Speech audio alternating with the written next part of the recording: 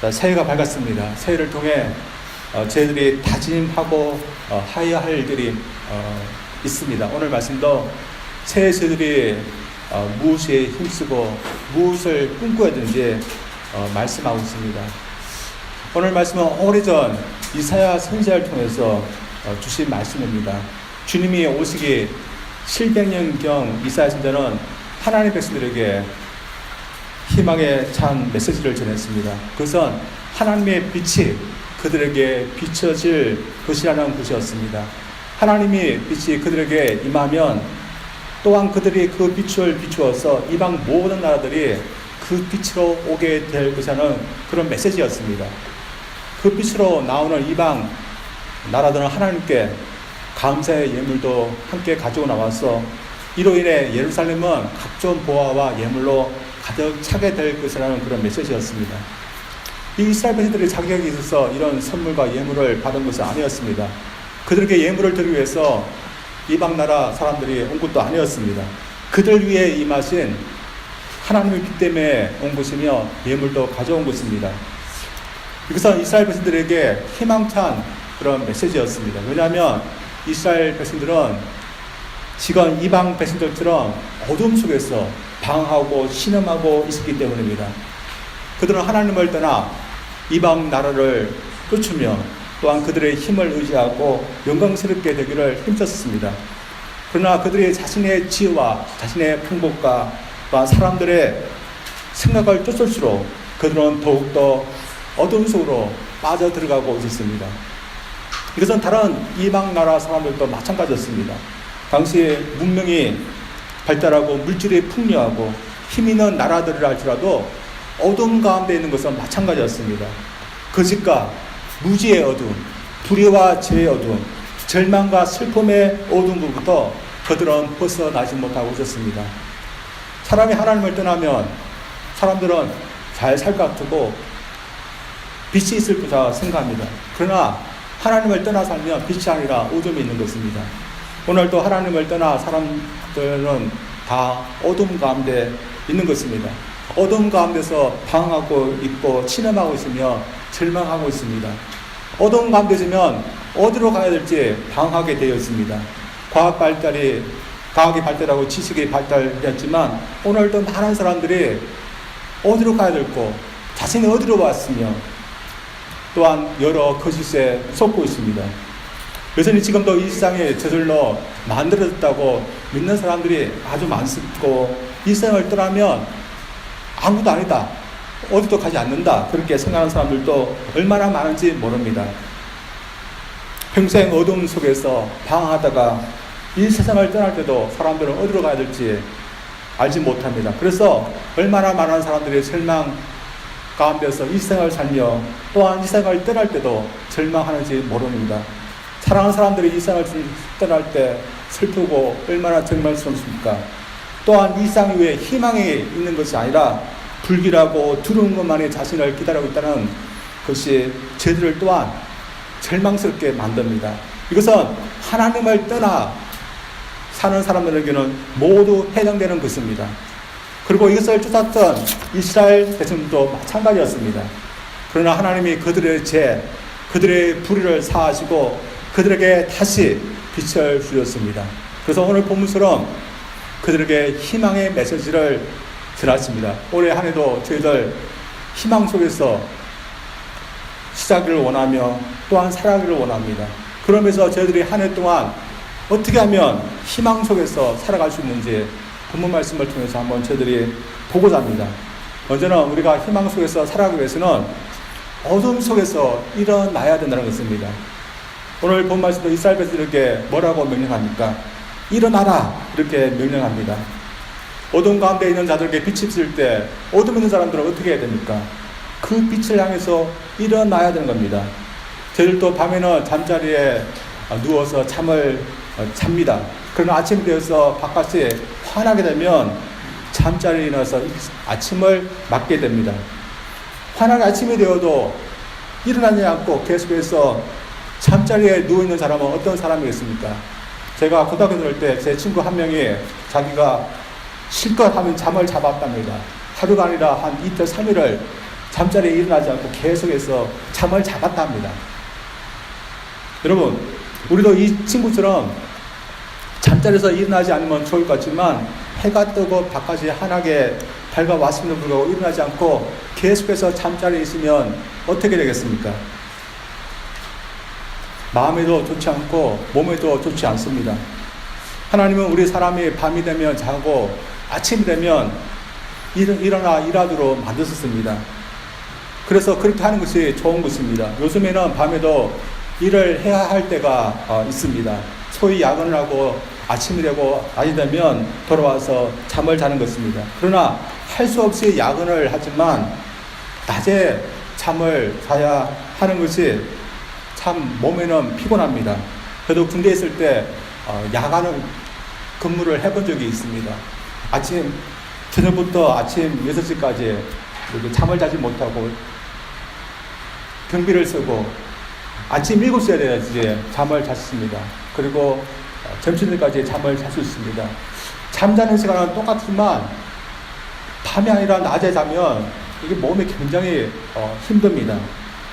그래서 하나님의 그런 섭리에 따라서 아침이 밝아오면 우리 사람은 일어나서 일을 해야 되는 것입니다. 그러나 아침이 되어서도 환하게 빛이 있음에도 불구하고 계속해서 잠자리에서 일어나지 않으면 어떻게 됐습니까? 어떤 사람은 그렇게 하는 사람이 있습니다. 그것은 잠자는 것이 좋고 잠자리가 너무 좋아서 그렇게 하는 것입니다. 그러나 만약에 그렇게 한다면 어떻겠습니까?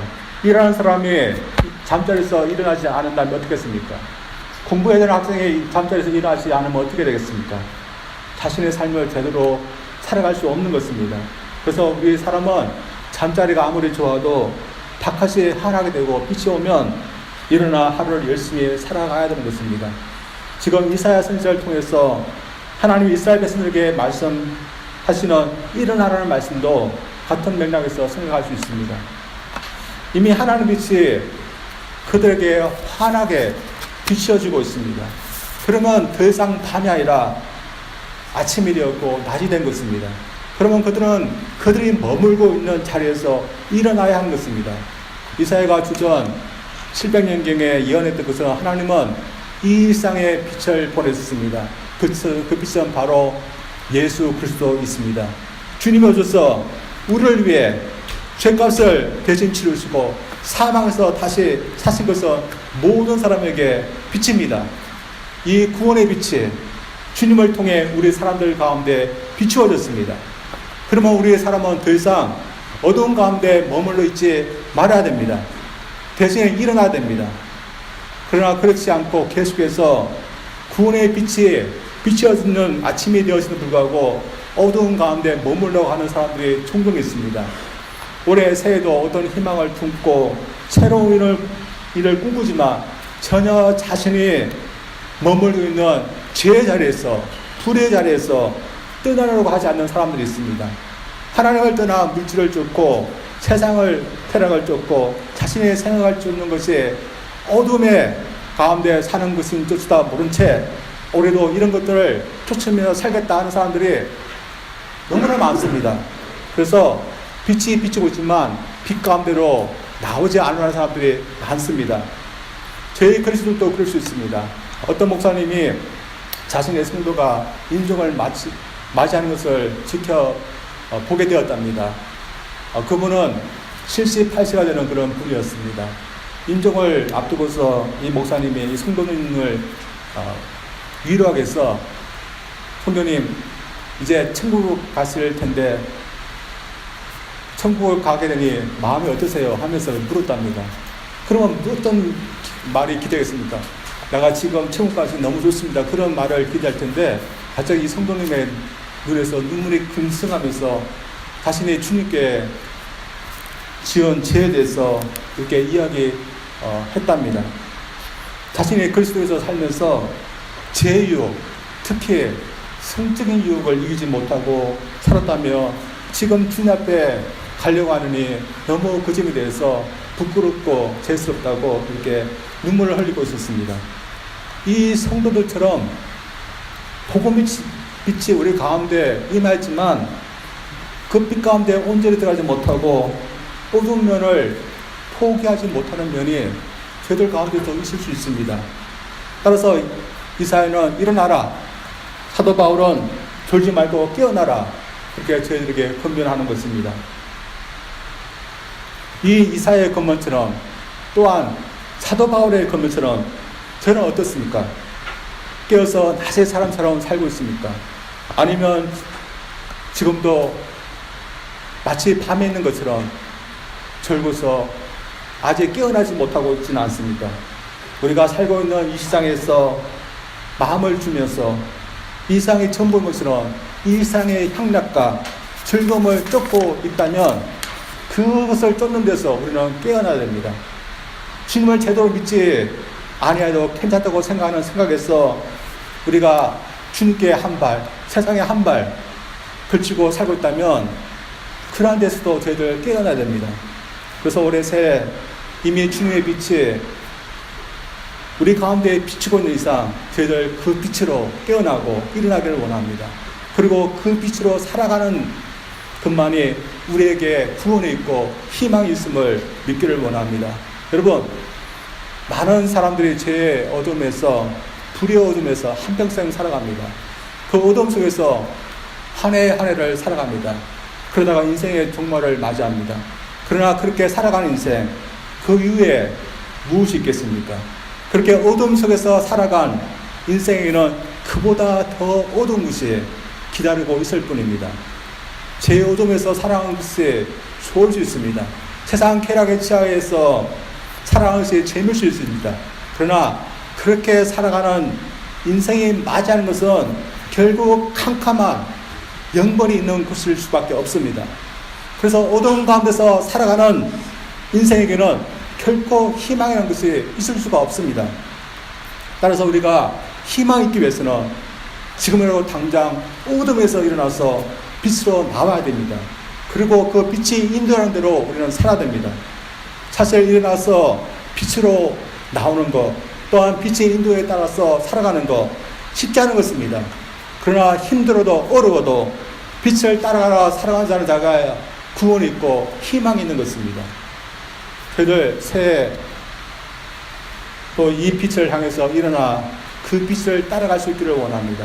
그리고 그렇게 빛을 따르는 삶만이 진정한 희망이 있고 또한 진정한 기쁨이 있고 또한 진정한 구원이 있는 줄 저희들 믿기를 원합니다. 그래서 올해 저희들이 이 빛 대신 주님을 따라 주님과 연합하며 주님의 뜻에 순종할 수 있는 저희들 되기를 원합니다. 그래서 굳게 이 빛 가운데 사는 것에 굳게 서서 저희들 교회도 섬기고 가정도 믿음으로 섬기고 또한 이웃도 내 몸같이 사랑할 수 있는 그런 빛의 사람으로서 저희들 우뚝 서기를 원합니다. 두 번째로 우리가 희망 속에서 살아가기 위해서는 우리가 빛을 발하는 삶을 살아야 됩니다. 부모 말씀에도 빛을 발하라 이렇게 저희들에게 권면하고 있습니다. 본문 말씀을 같이 제가 읽어보겠습니다. 일어나라 빛을 발하라 이는 내 빛이 이르렀고 여호와의 영광이 내 위에 임하였음이니라. 보라 어둠이 땅을 덮을 것이며 캄캄함이 만민을 가리려니와 오직 여호와께서 내 위에 임하실 것이며 그의 영광이 내 위에 나타나리니 나라들은 내 빛으로 왕들은 비치는 내 강명으로 나오리라. 하나님께서 이스라엘 백성들에게 빛을 비추는 목적이 오직 자신들을 위해서뿐만 아니라 그 빛으로 이방 사람들이 오게 하기 위해서라는 것입니다. 그러나 당시 이방 사람들도 자기들의 생각하는 그런 빛이 분명히 있었을 것입니다. 그러나 그들이 생각했던 믿고 있었던 그 빛들은 참 빛이 아니었습니다. 빛이 있다면 그들은 어두운 가운데 있지 않았을 겁니다. 오늘 본문은 하나님의 빛이 비치기 전에 세상의 상태에 대해서 어둠이 땅을 덮었다고 말하고 있습니다. 이것은 사람들이 믿고 있는 그 빛들이 참 빛이 아니라는 것입니다. 그들을 어둠에서 밝힐 수 있는 그런 빛이 아니라는 것입니다. 사람들은 과학이 발달하고 지식이 발달하고 문명이 발달해서 살기 좋다고 지혜롭다고 말하지만 그들을 믿고 있는 과학도 지식도 그리고 문명도 그들을 어둠에서 밝혀줄 수 있는 그런 참빛은 아니었습니다. 세상에 수많은 정보들이 있고 우상들이 있지만 그 종교들이 죄와 어둠에서 그들을 건져줄 수 있는 구원의 빛을 주시는 참 빛은 아니었습니다. 오직 빛을 창조하시고 이 세상에 빛을 주신 하나님만이 다시 우리들에게 구원의 빛을 주실 수 있으신 것입니다. 그런데 오늘 말씀에서 놀라운 것은 그 빛이 이스라엘 백성들을 위해 임하였고 그 빛을 보고 이방 나라 사람들이 모여든다는 것입니다. 이것이 무엇을 의미하는 것이겠습니까? 이것은 빛이신 주님께서 이스라엘 백성 가운데서 오게 될 것이라는 것을 의미합니다. 주님께서 이 세상에 오셨습니다. 그로 인해서 어두운 가운데 있는 사람들이 다 그 빛 가운데로 가게 됐습니다. 저들도 그 중에 한 명들입니다. 그러나 주님은 빛으로 이 세상에 오지만 그 빛을 교회에 맡기셨습니다. 교회로 하여금 복음의 빛을 비추도록 명령하셨습니다. 그래서 오늘날 교회에 이 복음의 빛이 이임된 것입니다. 그래서 오늘날 어느 곳에 또한 누가 복음의 빛을 비추하며 어느 곳에 복음의 빛이 있어서 어둠 가운데 있는 사람들이 그 빛을 보고 올 수 있는 것이겠습니까? 교회에 복음의 빛이 있어야 됩니다. 본문에 나와 있는 이스라엘 백성들은 이방 나라 백성들보다 더 거룩하고 더러워서 빛을 가지게 된 것은 아니었습니다. 순전히 하나님의 은혜의 뿐이었습니다. 하나님의 은혜로 하나님의 자신의 지혜와 능력으로 죄와 불의의 문제를 해결하시고 어둠 가운데 있는 사람들이 빛 가운데 나올 수 있도록 빛을 비추어 주었습니다. 그래서 이스라엘 백성들이 하는 것은 자신들의 어떤 빛, 자신들의 어떤 것을 비추는 것이 아니라 하나님께서 그들에게 주신 그 빛을 반사해야 했습니다. 그래서 오늘도 마찬가지입니다. 오늘날 교회가 무엇으로 이 어두운 세상을 밝힐 수 있습니까? 무엇을 보고 무엇을 가지고서 사람들에게 교회로 나오라 말할 수 있습니까? 자신이 위에 임하신 구원의 빛인 것입니다. 이 구원의 빛이 아닌 다른 것으로 자신을 드러낼 때 교회는 아무런 빛도 비출 수 없는 것입니다. 그러나 오늘날 복음의 빛이 아닌 다른 빛을 내려라는 그런 사람들이 종종 있습니다. 제가 유수 모임을 준비하다가 존 메가더 목사님이 조엘 오스틴 목사님을 비판하는 그런 동영상을 보게 됐습니다. 여러분, 조엘 목사님 여러분 아시죠? 긍정의 힘이라는 그런 긍정의 신학, 번영의 신학을 이렇게 주장하는 그런 목사님인데, 존 메가더 목사님은 이 조엘 목사님의 가르침이 거짓된 가르침이라고 신랄하게 이렇게 비판했습니다. 그 목사님이 어떤 가르침을 주었기에 비판을 받는 것이라고, 사람들에게 나쁜 소리, 싫은 소리 절대로 하지 않았습니다. 좋은 소리를 했습니다. 그 목사님 뭐라 가르쳤습니까? 긍정적으로 살아라. 긍정적인 마음들을 생각하라. 그러면 그대로 될 거다. 그런 얘기를 했습니다. 하나님은 우리가 행복하기를 원하고 성공하기를 원하며 부하기를 원합니다. 그래서 우리가 그런 마음을 갖고 살면 하나님께서 우리에게 복을 주고 성공을 줄 거다. 이런 말을 했습니다. 그래서 자신을 비하하지 말고 자신을 사랑하고 자신을 믿어라. 긍정하라. 그러면 성공할 거다. 그런 가르침을 줬습니다. 그리고 그 가르침은 많은 사람들도 공감을 받았습니다. 그래서 이 미국에서 가장 큰 교회인 휴스턴에 있는 그런 가장 큰 교회 담임 목사님이 되었습니다. 그러나 그 목사님의 가르침은 복음에 기초한 가르침이 아니었습니다. 복음은 오직 예수 그리스도를 우리의 구세주로 믿고 그 예수님을 우리의 주로 믿고 따르는 것에 기쁨이 있고 또한 복이 있다고 저희들에게 말하고 있습니다. 그런데 주님이 아니라 나를 믿으라, 나의 생각을 믿으라 할 수 있다. 그것은 잘못된 가르침이고 복음의 빛이 아닌 다른 빛을 비추는 것입니다. 또 어떤 교회는 요즘 한창 몸에 도움이 된다는 요가 교실을 열고서 사람들을 부르고 있습니다. 신심을 풀게 한다는 요가 교실을 풀어서 사람들을 모으지만 그게 과연 복음의 빛일까요? 다른 빛을 내고 있는 겁니다. 그래서 오늘날 저희들 경계해야 된다고 믿습니다. 교회가 사람들을 구원으로 끌 수 있는 길은 오직 하나밖에 없습니다. 그것은 교회의 복음이 빛이어야 되며 그 복음의 빛을 널리 그것만을 드러내야 되는 것일 뿐입니다. 이러면서 올해 새해 저희들 어떤 빛을 비추면서 살아갈까요? 올해도 저희들 복음의 빛을 비추는데 힘쓰기를 원합니다. 어떤 두 교회가 있었습니다. 서로 가까운 곳에 있었는데 한 교회는 교인들의 얼굴이 아주 밝았지만 다른 한 교회 교인들의 얼굴은 그렇지 못하고 어두웠습니다. 어떤 사람이 처음 이사 와서 교회를 찾으려고 했는데 어떤 교회에 나온지 몰라서 동네 사람에게 물었습니다. 제가 이제 이사 와서 교회를 다녀오는데 어떤 교회에 다니는 것이 낫겠습니까? 하고 물었습니다. 그때 이 동네 사람이 어떤 교회를 추천했겠습니까? 교회들 얼굴이 밝은 교회를 추천했다 합니다. 이것은 저희들도 마찬가지입니다. 복음의 빛에 의해서 변화된 모습을 보여주는 교회가 세상에서도 빛을 비칠 수 있는 것입니다. 그래서 같은 복음의 빛을 받았고 같은 주님을 영접해서 살고 있지만 어떤 사람이 더 복음의 빛을 비추며 사람들을 그 빛으로 인도할 수 있겠습니까? 결국에는 복음에 의해서 자신이 먼저 변화된 삶을 살아가는 사람들이 그 복음의 빛을 비출 수 있는 겁니다. 저희들도 같은 주님을 믿지만 어떤 분들을 보면 참 도전이 되는 그런 분들이 있습니다. 제가 아는 어떤 분이 대학교 다니고 또한 대학원에 다닐 때까지 해도 전혀 주님을 모르는 그런 분이었습니다. 근데 그분이 어느 날 복음을 듣게 되고 주님을 믿게 됐습니다. 주님을 믿기 전에 그가 삼았던 그런 낙은 술을 먹는 것이었습니다. 맨날 술을 먹고 그분의 말은 맨날 술에 찌들어서 그렇게 살았답니다. 근데 그분이 주님을 믿고서 완전히 변했답니다. 그렇게 좋아했던 술도 당장 끊어버렸답니다.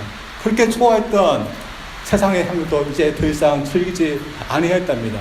그리고 그전에는 한 번도 하지 않았던 일을 하게 됐답니다. 밤새 기도를 하고 성경 공부를 하고 또한 남에게 주님을 믿으라고 전도하는 그런 사람이 되었습니다. 이런 사람 볼 때 사람들은 어떤 도전을 받게 될까요? 무엇이 그 사람을 저렇게 변화되게 됐을까? 무엇이 그 사람에게 있길래 저 사람이 저렇게 기쁘게 살고 있을까? 저 사람이 받아들이는 거, 믿는 거, 나도 믿어야겠지 하는 그런 마음이 들지 않겠습니까? 그러나 믿기 전이나 변하지 않은 사람들은 어떻습니까? 믿기 전에도 맨날 세상 걱정, 돈 걱정으로 살았는데 믿는 후에도 똑같다면 어떻습니까? 예수 믿어도 항상 불평불만이고 얼굴은 계속 어둡고 아무런 소망이 없는 사람처럼 그렇게 살아가고 있다면 그 사람을 통해서 사람들은 무엇을 보겠습니까? 그 사람이 믿는 예수 믿어도 아무 소용이 없겠다 그런 생각을 들지 않겠습니까? 새해 저들이 바라야 하는 빛이 있습니다. 저희들 이 빛이 잘 비치도록 할 때 사람들은 이 빛으로 오게 되었습니다. 이러면서 저희들 주님의 빛이 저희들을 통해 잘 비추어 주시도록 저희들이 먼저 이 복음 아래서 살아야 될 줄 믿습니다. 이 복음 아래서 누릴 수 있는 주님을 신뢰하며 교제하는 삶, 저희들이 어떤 삶보다 귀하게 이룰 수 있는 그런 모습을 저희들이 보기를 원합니다. 그래서 저희들이 먼저 주님과 동행하는 그런 기쁨을 누리며 주님을 따르는 것에서 기쁨을 저희들이 누리기를 원합니다. 그래서 저희들이 주님과 함께 동행하는 모습을, 그 기쁜 모습을 저희들이 볼 때 사람들이 저 밀린 아래 하나님 침략에 있는 저분들은 무엇이 기쁘길래 저렇게 기뻐하면서 살 수 있을까 궁금해하기를 원합니다. 그리고 저희를 통해서 그 복음의 뜻인 주님께 이끌릴 수 있는 그런 모습 저희들 보기를 원합니다. 그래서 저희들 이 빛에 더욱더 올해 새해도 비치기 위해서 여러분 복음 안에서 여러분 사십시오. 복음의 빛이 주는 그것을 위해서 여러분 기쁘게 여기면서 살기를 원합니다. 또한 주님께서 말씀하시는 그 복음에 의해서 여러분 삶을 움직이고 또한 그 명령 아래서 살 수 있는 그런 삶, 편안한 삶 우리가 모두 살아가기를 원합니다. 그래서 우리의 변화된 모습을 통해서 주님의 그 영광의 빛, 사람을 살리는 그 구원의 빛이 모든 사람에게 전해져서 어둠 가운데 방황하는 영혼들이 그 빛으로 인해서 구원받을 수 있는 그런 새 우리가 만들어가기를 주님 이름으로 축원드립니다. 그렇게 기도하겠습니다.